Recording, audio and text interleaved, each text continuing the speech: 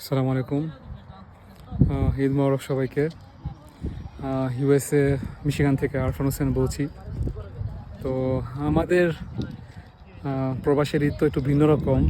তো সকালবেলা নামাজ শেষে নিজে বাসায় ছিলাম, খাওয়া দাওয়া করলাম।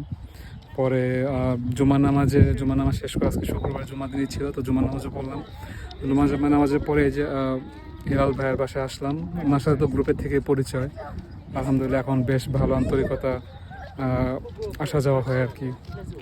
এই যে ওনাদের বাসায় একটু খাওয়া দাওয়া করে পরে যে পার্কে ঘুরতে আসলাম। আসলে প্রবাসী লাইফের ঈদটা আসলে এরকমই। এখানে বাংলাদেশের মতো খুব এনজয় করার সুযোগ নাই, আপনারা তো অনেকেই জানেন জিনিসটা। তো এই যে দেখেন, এখানে বিকালের শেষে এই যে পার্কে আসছিলাম, এখানে যে বাচ্চাদের সাথে পার্কে আসলাম, এখানে ঘোরাঘুরি করে বাচ্চাদেরকে সময় দেখানো, যে সবাই আমরা চলে যাচ্ছি আর কি, বাসা থেকে আবার চলে যাচ্ছি। তো এটা আসলে ঈদ মানে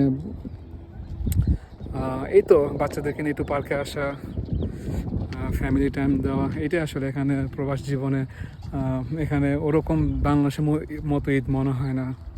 তো আপনাদের জন্য দোয়া করি, আপনারা সুন্দরভাবে পরিবার নিয়ে সুন্দর মতো ঈদ করেন এবং যে লাইফস্টাইল মেনে সুন্দর করে সুস্বাস্থ্যভাবে ঈদটা পালন করার চেষ্টা করেন। আবেগের বশে বেশি দাওয়াত খেতে যে অসুস্থ হওয়ার প্রয়োজন নেই, হাসপাতালে দৌড়াদৌড়ি করার প্রয়োজন নেই। তো আপনারা সবাই ভালো থাকবেন, আমার জন্য দোয়া করবেন। আল্লাহ হাফেজ, আসসালামু আলাইকুম।